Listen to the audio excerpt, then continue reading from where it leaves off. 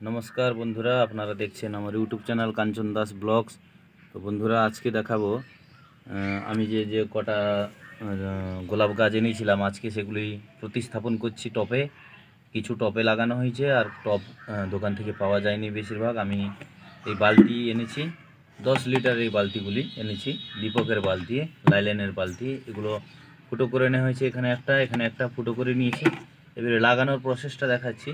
দেখুন মাটিটা এখানে আছে 60% মানে 60% মাটি আছে, আর 30% আছে তোমার গোবর সার আমার নেই, ভার্মি কম্পোস্ট দিয়েছি।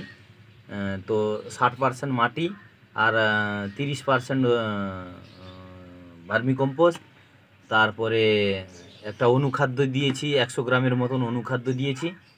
তারপরে ফিরাডন দিয়েছি 100 গ্রামের মতন ফিরাডন দিয়েছি। তারপরে দিয়েছি ফসফেট 1 কিলোর মতন দিয়েছি। তো এগুলো দিয়ে বেশ করে ভালো করে মাখিয়ে নিয়েছি। এই কিন্তু মাটিটা কিন্তু বন্ধুরা পুরনো বাড়ির মাটি, এটা পুরনো যে মাটির ঘর গ্রামের দিকে সেগুলি ভাঙা হয়েছিল একজনের বাড়িতে, সেখান থেকে মাটিগুলো এনেছি। আর এখন চাষের সিজন, চাষ রোপণ করে দিয়েছে, জমিতে সব জল টল ঢুকে গেছে, যার কারণে মাটি আর পাওয়া গেল না। তো এই মাটিটাও খুবই ভালো হবে, এটা পুরনো দিনের মাটি। তো এই মাটির সলিউশন এই মাটি। এবারে লাগানোর প্রসেসটা দেখাচ্ছি। দেখুন আমি যে ছাঁদা করেছি সেই ছাঁদার জায়গাগুলোতে কিছু গাবলস দিয়ে দিব, যাতে জলের যে বাড়তি জলটা ফিল্টারের মতন জল স্টক দাঁড়াবে না, জল বেরিয়ে যাবে। যার কারণে এখানে কিছু গাবলস দিয়ে দিচ্ছি। দুটো ছাঁদা যেখানে আছে বালতিতে করেছি, সাইডে দুটা, সেখানে কিছু গাবলস দিয়ে দিলাম। এবারে দিচ্ছি মাটি। দেখুন এবার মাটি দিলাম।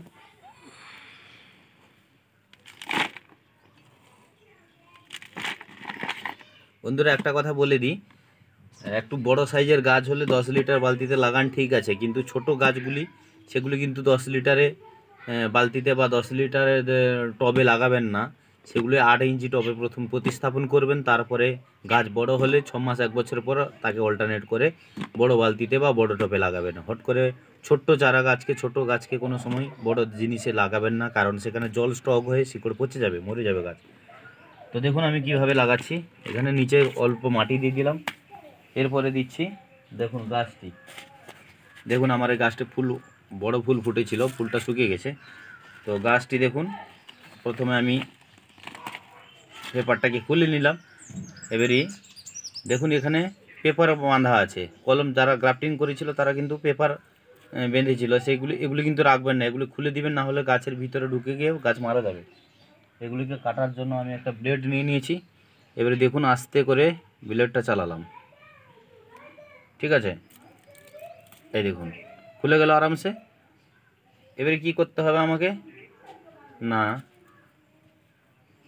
কিছু সরু সরু যেগুলো ডালা আছে সেগুলোকে কিছু কেটে দিতে হবে। যেমন এই ডালাটা কোনো কাজের নেই, গাছটাকে ফ্রেশ করে রাখতে হবে। হ্যাঁ, কিছু পাতা ছেটে দিতে হবে, পুরনো পাতাগুলো যেগুলো। হ্যাঁ, এইভাবে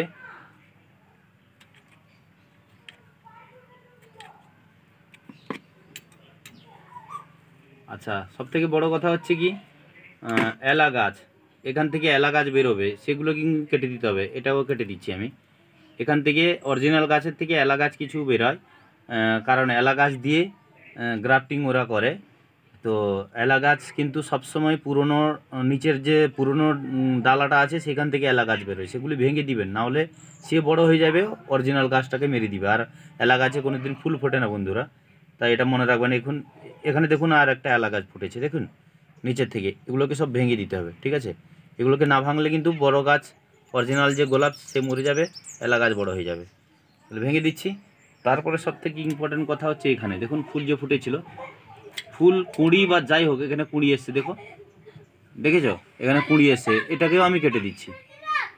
কোনো কুঁড়ি কোনো ফুল থাকবে না, প্রথম যে লাগাচ্ছি কোনো কুঁড়ি কোনো ফুল থাকবে না। তার কারণ হচ্ছে গাছ আগে প্রতিস্থাপন করলে ওটা গাছ ভালো করে আগে শিকড় গজাবে, শিকড় মাটিতে ধরবে, তারপরে কুঁড়ির ব্যাপারটা পরে 15-20 দিনে কুঁড়ি চলে আসবে। দেখুন তারপরে এখানে যে মাটিটা, অরিজিনাল মাটিটা, সে মাটিগুলি কিছু এখানে দেখুন ঝেড়ে নিয়েছি। আমি আগের থেকে লাগিয়েছি অনেকগুলি গাছ, সেগুলো আপনাদেরকে দেখাচ্ছি।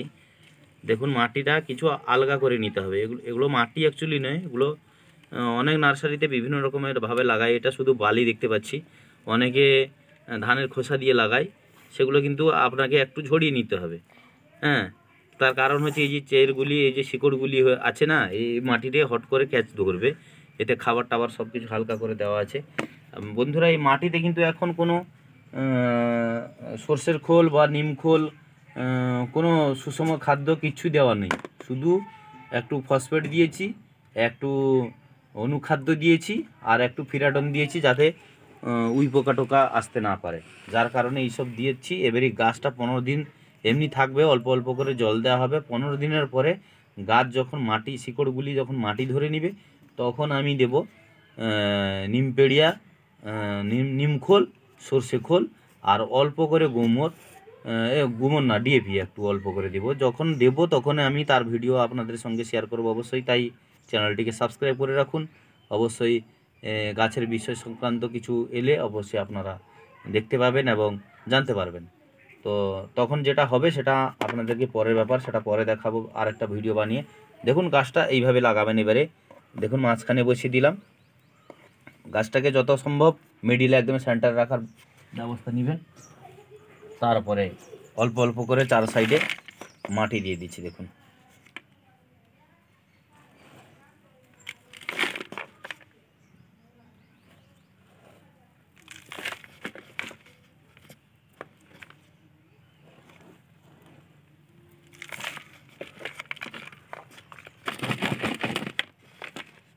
হয়ে গেল। এইভাবে দেখুন, এইভাবে গাছগুলি লাগাবেন, ঠিক আছে। এবারে আর একটা কথা বলে দিই, আপনি মাটিটা দিবেন কত অবধি মাটিটা দিবেন। দেখুন,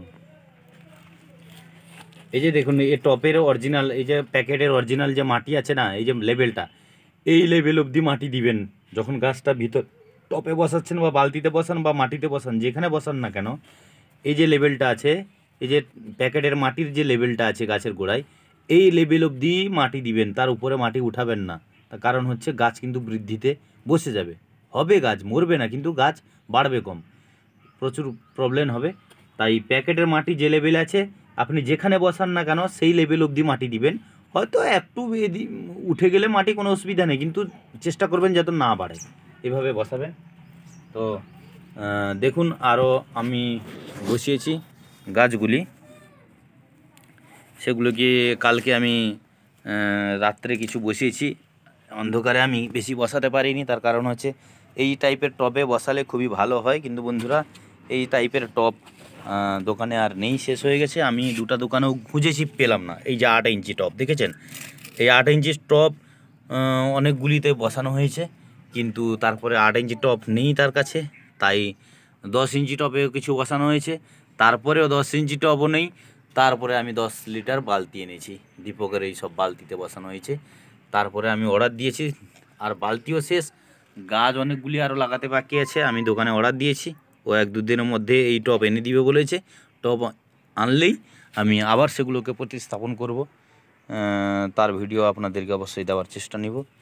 তো দেখুন, এখানে এতগুলি গাছ লাগানো হয়েছে, আরও এখানে সব লাগানো চলছে, আপনারা দেখতে পাচ্ছেন। বালতিতেও এখানে অনেকগুলি আজকে লাগিয়েছি। দেখুন, দেখতে পাচ্ছেন, বালতিতেও আজকে অনেকগুলি লাগানো হয়েছে। বন্ধুরা, একটা গাছে একটা ফুল কুঁড়ি কিছু থাকবে না, কারণ কুঁড়ি ফুল 15 দিনের মাথায় গাছ ভালোভাবে গ্রোথ নিলে অবশ্যই চলে আসবে। দেখুন, জবা গাছে সব জবা ফুল ফুটে গেছে। একসাথে সব কিছুই আপনাদেরকে দেখিয়ে দিচ্ছি একই ভিডিওতে। আরও এতগুলি গাছ বাকি আছে লাগাতে। দেখুন, সব কুঁড়ি চলে এসছে, দেখুন কুঁড়ি চলে এসছে, কিন্তু এগুলো সব কেটে দেবো আমি, একটাও কিছু রাখবো না। তো ফুলগুলি ফুটেছে, দেখুন জবা ফুলের কালারটা দেখুন, কি সুন্দর কালার, তাই না? দেখতে পাচ্ছেন?